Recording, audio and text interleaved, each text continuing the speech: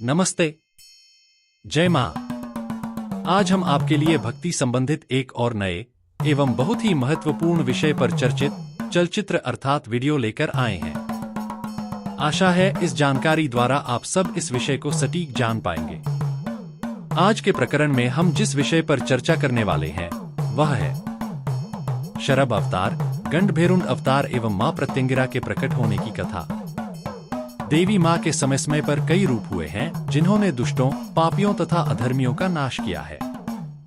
इसी के साथ मां ने कई अवतार अपनी महिमा, शक्ति व पराक्रम को दिखाने के लिए भी लिए हैं। इसी में उनका एक रूप था मां प्रत्यंगिरा का रूप, जो अति भयानक तथा प्रलयकारी था।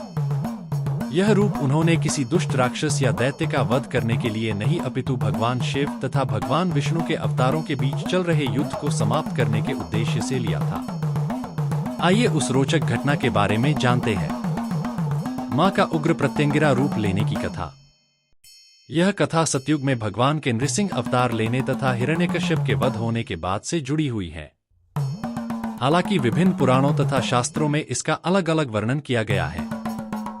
सबसे प्राचीन मान्यता वह है जो स्वयं भगवान श्री कृष्ण ने कही थी, जिसके अनुसार भगवान नृसिंह हिरण्यकश्यप का वध करने के पश्चात प्रहलाद को उत्तराधिकारी घोषित करके अंतर्धान हो गए थे।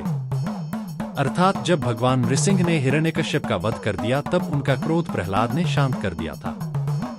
उसके पश्चात उन्होंने प्रहलाद का राज्याभिषेक किया तथा पुनः भगवान विष्णु में समा गए। किंतु शिव पुराण, स्कंद पुराण तथा कुछ अन्य धर्म शास्त्रों में इस घटना के बाद की कथा का वर्णन किया गया है। आज हम आपको उसी के बारे में बताएंगे तथा समझाएंगे कि आखिर क्यों मां को अपना उग्र रूप प्रत्यंगिरा लेना पड़ा। भगवान नृसिंह व भगवान शरभ के बीच युद्ध। शिव पुराण के अनुसार हिरण्यकश्यप का वध करने के पश्चात भी जब नृसिंह अवतार का क्रोध शांत नहीं हुआ तथा वे इधर उधर विचरण करने लगे, तब उनके क्रोध को शांत करने के लिए शिव ने शरभ अवतार लिया। यह अवतार 2 गरुड़ पंख, शेर के पंजे, सिंह मुख, जटाएं तथा चंद्रमा लिए हुए था। यह नृसिंह अवतार से कहीं अधिक बड़ा था। तब शरभ अवतार ने नृसिंह भगवान को पंजों में जकड़ लिया तथा उसे चोंच मारकर घायल करने लगे।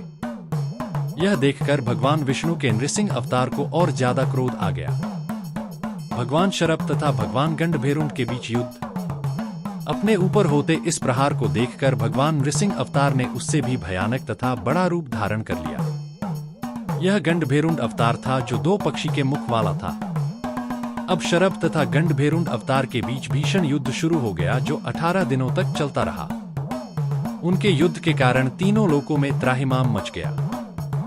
दोनों के बीच चल रहे भीषण युद्ध को रोकने की शक्ति तीनों लोकों में से किसी के पास नहीं थी। देवता, दानव, मनुष्य सब भय के मारे कांप रहे थे।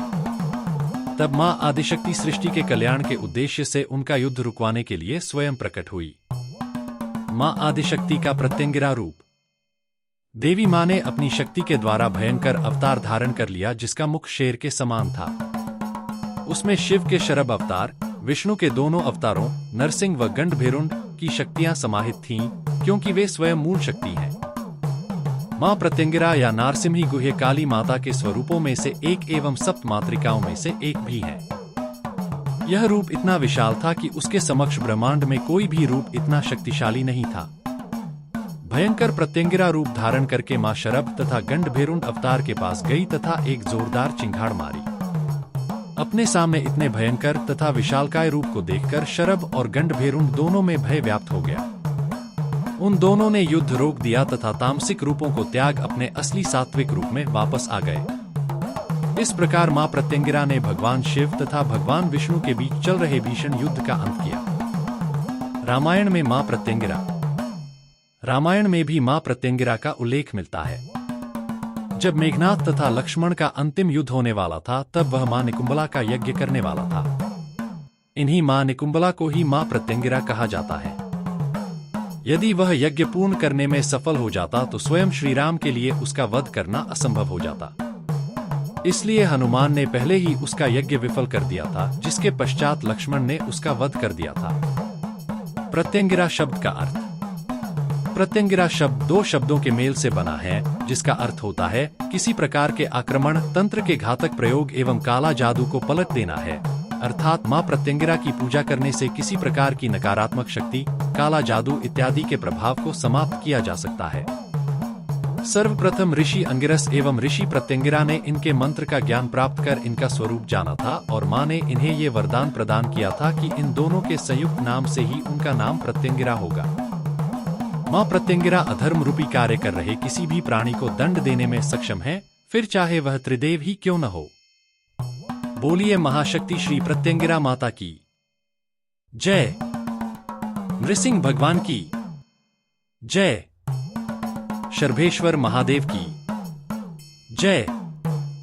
गंडभेरुंड देव की जय। यदि इस जानकारी द्वारा आप संतुष्ट हैं या फिर इससे संबंधित अन्य जानकारी प्राप्त करना चाहते हैं तो कमेंट करें और अपना सुझाव एवं प्रश्न प्रकट करें। आपकी प्रतिक्रिया का निवारण किया जाएगा। ऐसी ही भक्ति संबंधित जानकारी के लिए हमारे चैनल कालिदास का प्रोत्साहन सब्सक्राइब करके और लाइक्स करके करते रहें। धन्यवाद।